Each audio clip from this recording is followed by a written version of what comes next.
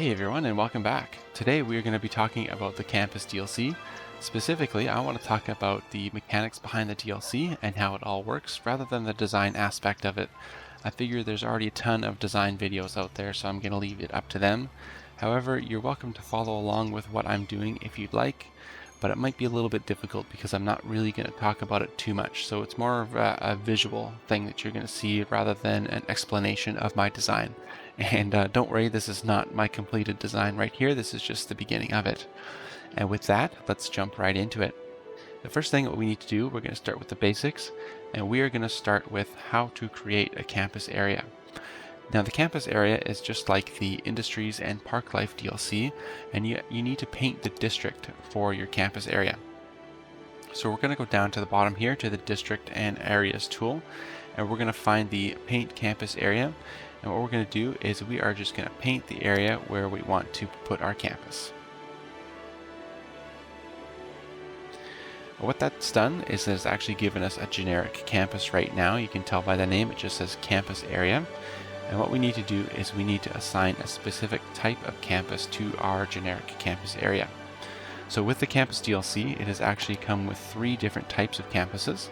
The first one being the trade school campus, which unlocks at a population of 7,500. The next one is the liberal arts college at a population of 17,000. And the last one is the university at a population of 34,000. So by default, we don't really have a choice right now, only because our population of our city is only 11,500. So we're going to be putting in a trade school. So what we need to do is we need to find the trade school administration building, and we need to place that within our generic campus area. So I'm going to be placing mine near the entrance of the campus area, simply because this is the building that the city services need to have access to service the campus.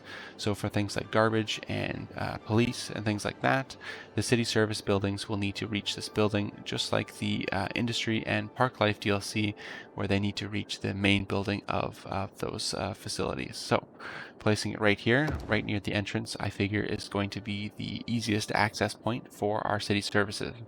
And with that, you can see that the campus area name has now changed to Maple Career Institute. So now we have a trade school for our city. So with that, what it's done is actually it has unlocked 5 buildings for us, 4 of which are common to the trade school and all the other campus types. The only thing that's going to be different with them is their visual appearance. So they are going to be the dormitories, the study hall, the groundskeeping, and one of the 3 student clubs available to that campus. Now the 5th building that it has unlocked is actually unique to this campus, and it is the police academy. So each campus type has 3 unique faculty buildings that will unlock as you level up your campus. So what the buildings do is they actually increase the reputation and student capacity for your campus, and they can be placed alongside either roads or pathways, just like the buildings for the Parklife DLC. So and as you can see in the menu here, there's lots of other buildings that will eventually be available to us once we level up our campus. So what I'm going to do here quickly is I'm going to place our first few buildings within the campus, and I'll meet you back here in a couple seconds.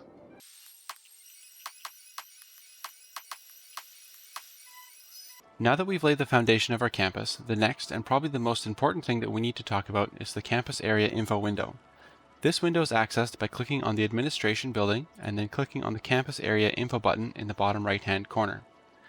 This window gives a complete overview of your campus area and gives you all of the information needed to maintain and level up your campus.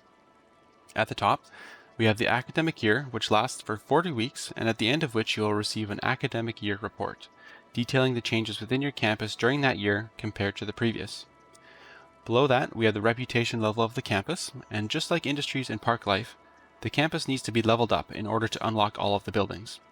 We start at level 1, which is unrecognized, and we progress all the way to level 5, which is prestigious. However, the main difference with campus compared to the other DLCs is that you can actually lose levels of your campus if you do not maintain the leveling requirements. Other than unlocking buildings, the benefits of having a higher reputation are the students are willing to pay more in tuition fees, and the exchange students are more likely to attend your campus, which contributes to the tourism level of your entire city. As for leveling up the reputation level of your campus, the details for that are given below in this bar graph. The first requirement of which are the academic works. The Academic Works tab at the very top here of your info page gives you more information about the academic works. And these academic works are created at the end of each academic year. You have a base chance of 30% to create an academic work per 500 students up to a maximum of 4 academic works per academic year. You can increase the chances of creating these academic works by hiring more academic staff. Each campus starts with 5 academic staff, but as you hire more, you will increase your chances by 2% per academic staff at a cost of $1,000 per week per staff. Now, unfortunately, this increase is not applied immediately after hiring the staff member, and it actually increases gradually over time, and if the staff member is fired and rehired, the benefit must build up again from 0 to 2%. Now, I recommend that you hire as many academic staff as you can afford. So right now, I'm actually going to hire only 2. I don't want to drain the entire funds of my city right now. And simply because what that does is that's going to give them time to level up, and then I can create as many academic works as soon as possible. Now, the next thing that you can do to increase your chances of creating an academic work is putting in 2 laboratory buildings that are unlocked, one at Acclaimed and one at Prestigious. Each of these buildings provide a 5% chance of creating an academic work. Now, they are not unique, and other than an initially high upfront cost of building them, their weekly expense is actually cheaper than hiring academic staff. I found though that the rate limiting step of the campus leveling is actually the student enrollment rather than academic works or attractiveness, which we'll cover here in just a minute. Lastly, other than the works created by chance, you may also fund a single academic work each year at a cost of $50,000 to guarantee at least 1 academic work to be created at the end of each year. So below the academic staff area here, we have the Give Research Grant. And each campus area has 3 special types of research grants that you can give. So with the trade school, we have artisanry, hospitality, and IT and engineering. And I think at a cost of only $50,000, that's pretty cheap. So I'm going to make sure I do that. And at the end of each academic year, I have to give another research grant to a different type of academic work that I want to have researched. This will give you an absolute maximum of 5 academic works that can be created per year, 4 by chance and 1 through the research grant. You'll need a total of 16 academic works to level your campus to prestigious, but you can continue researching up to a maximum of 48 academic works per campus type. Your academic works will contribute to the attractiveness of the museum that will actually unlock at the prestigious level of your university, which we will talk about at the end of the video. The next requirement for leveling up your campus is student enrollment. You'll need to have 1,800 students attending the campus to eventually reach the prestigious level. Now, this is tied to the number of eligible university or campus students in the city, which can be viewed in the Education Info panel.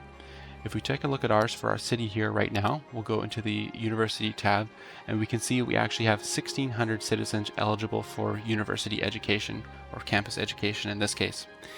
With the changes to the education system that happened with this update, the only citizens that are eligible for university or campuses are those that have completed both elementary school and high school. Now, previously, citizens could actually attend a university to obtain their elementary or high school education. So what this means is that if you have a highly uneducated population, you will need to wait for them to progress through elementary school to high school and eventually become eligible for campus or university education. One other thing that you need to worry about is the number of campuses that you have in the city versus the population that you have.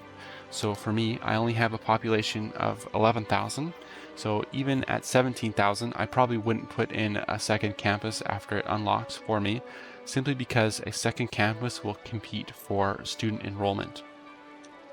If you have a competition for student enrollment, I found that that is the rate limiting step or requirement for leveling up the campus.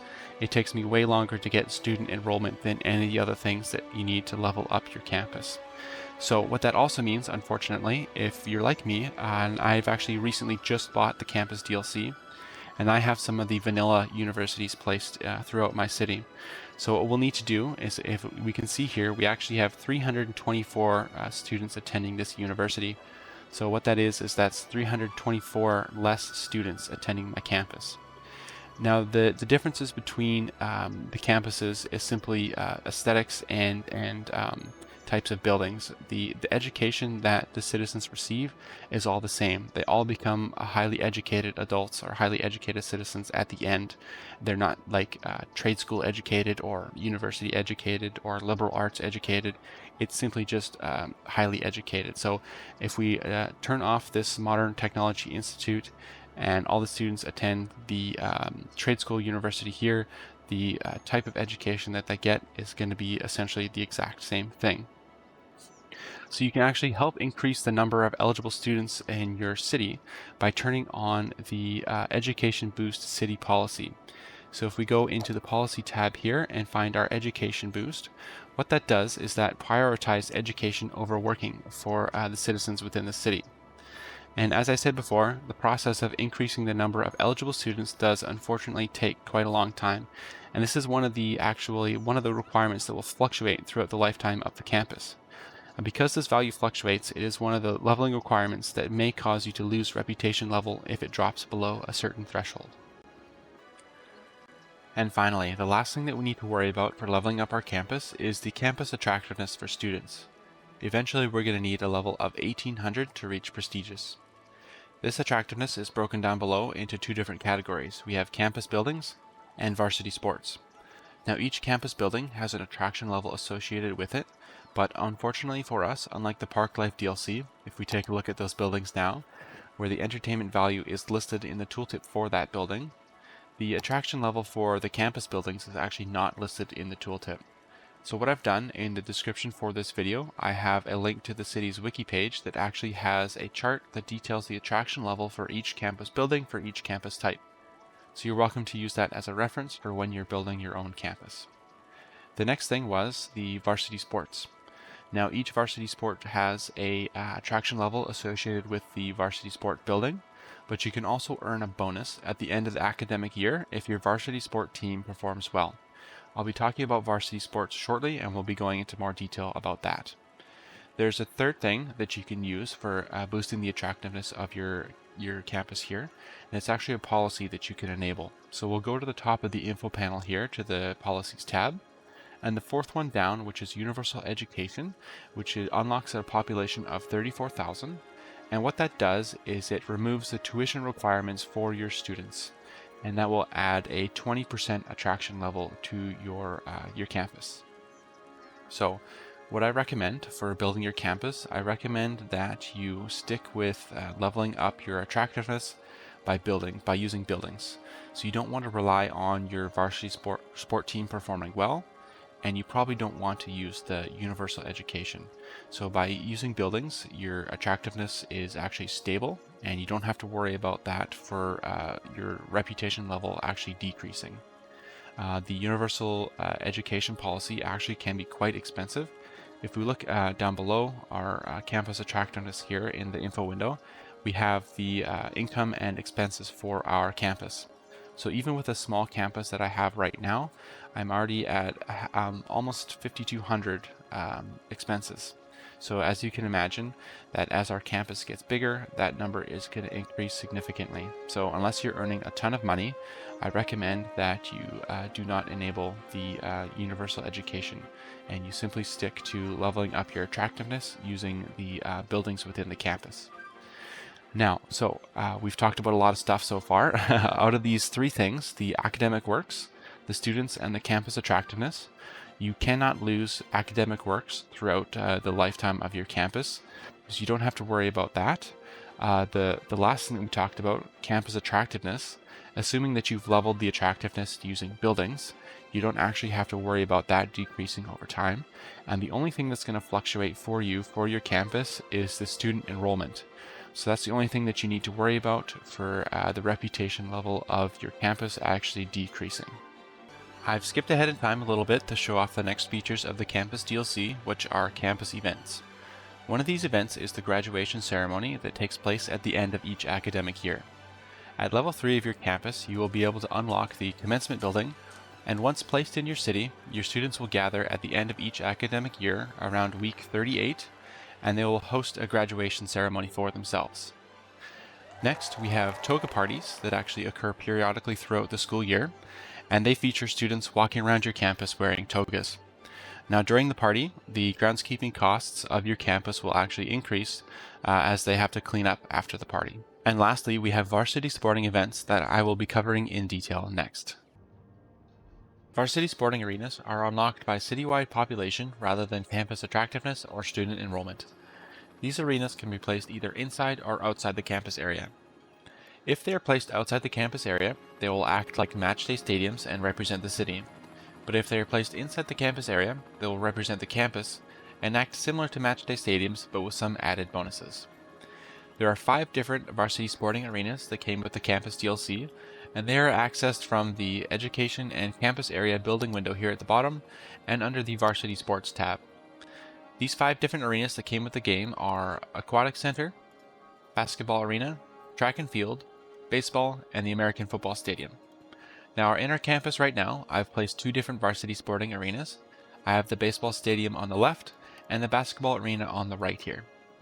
If we click on one of these arenas, it will open up a panel that looks very similar to the Matchday Arena panel, where it will show us when our next match is, as well as who it's against, and the last 6 games that our team played.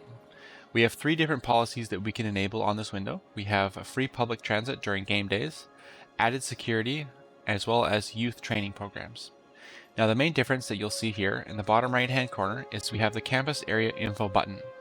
If we click on that, it will bring us to the Varsity Sports tab of our campus area info window, which will give us an overview of all the varsity sports that we have playing in our campus. The first thing that we have below the Varsity Sports tab is our team name and team color. These are displayed on the billboards and mascots around the arena, as well as on the souvenirs that citizens buy after attending a game.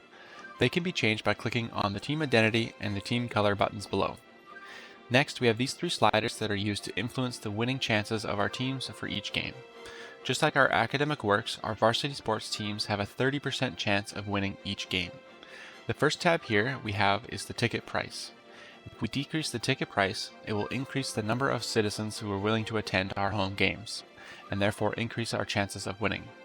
Right now it's at $30, which is actually the default amount when you put in an arena, and I've honestly had no trouble with citizens attending the games. Each of the arenas have a capacity of 750, and I've easily had over 700 people attend each game whenever we have one. Below that, this next slider is our cheerleading.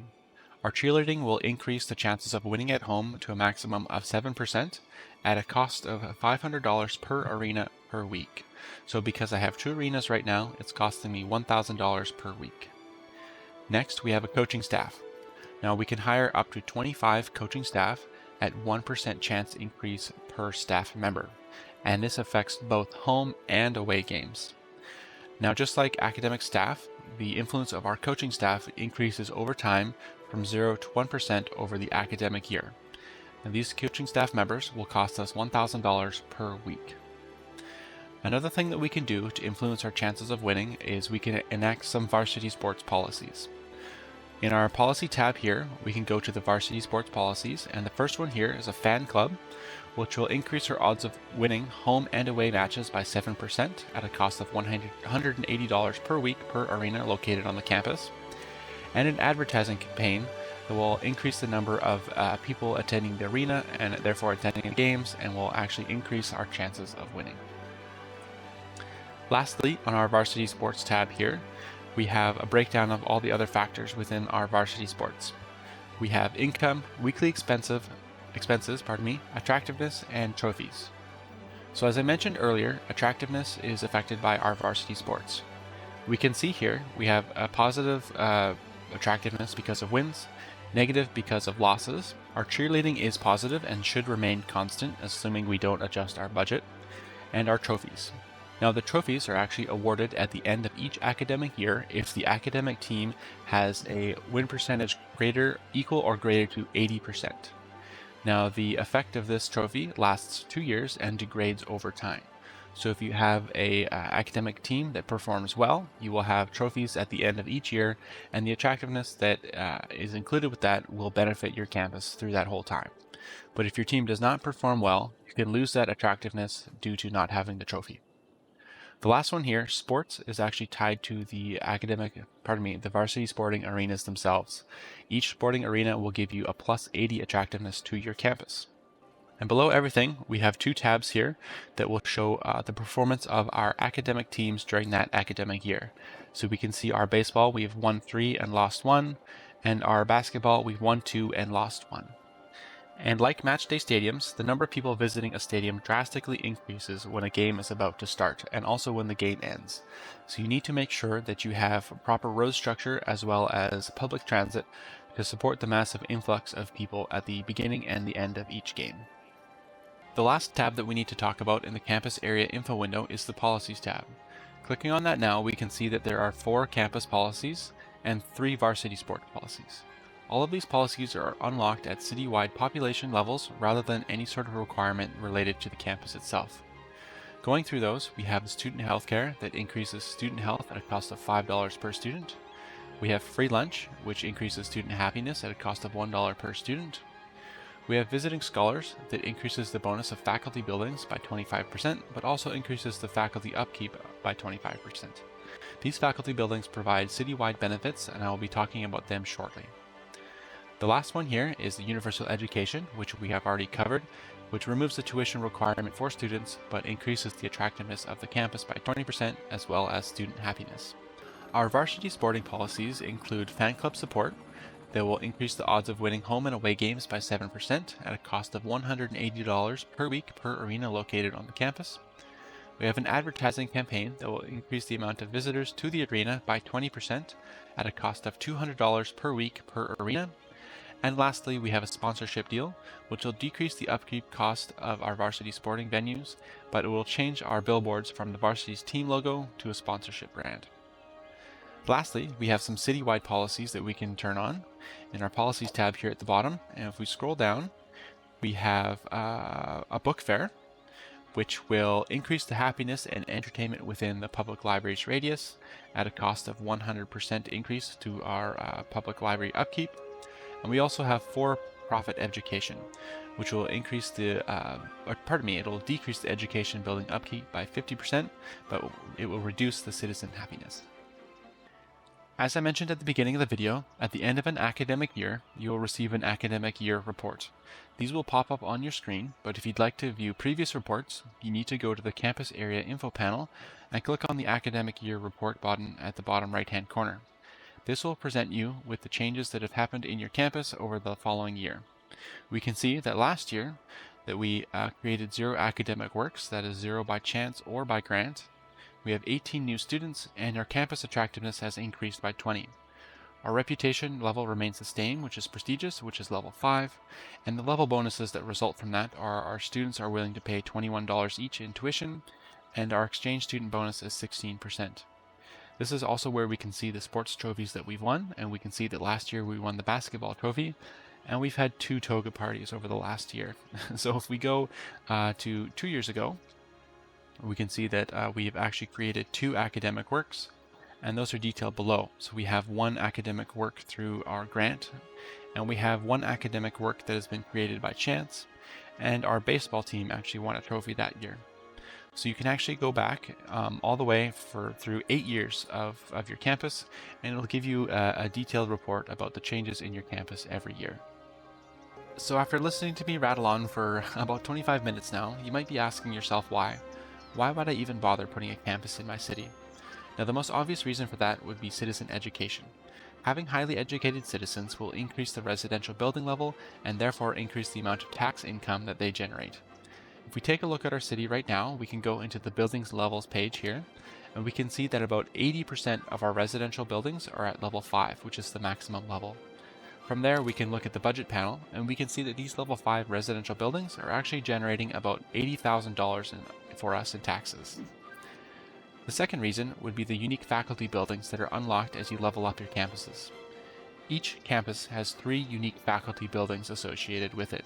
They are unlocked at levels 1, 3, and 5, and these faculty buildings provide citywide benefits.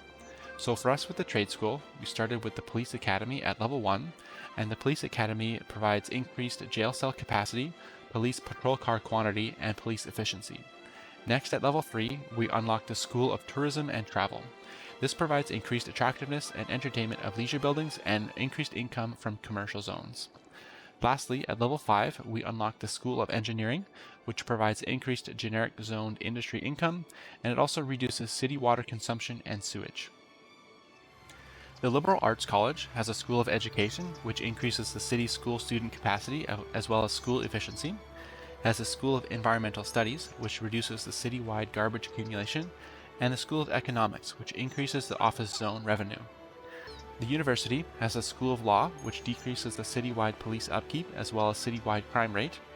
It has a School of Medicine, which increases the hospital and clinic patient capacity as well as the number of ambulances. And it has the School of Science, which decreases the citywide pollution. And the third reason for having a campus in your city are the unique museums that unlock at level 5 of each campus type. They can be placed anywhere in your city, either inside or outside the campus area, and they contribute to the city tourism. What these museums do is they actually house all the academic works that you've generated at that campus. So as I mentioned earlier, you need 16 academic works to level up to level 5 for your campus, but you can actually generate a maximum of 48 per campus type. As you generate more academic works, the amount of tourism attractiveness of your museum also increases. And with that, that'll be the end of Campus 101. Thank you very much for attending my class.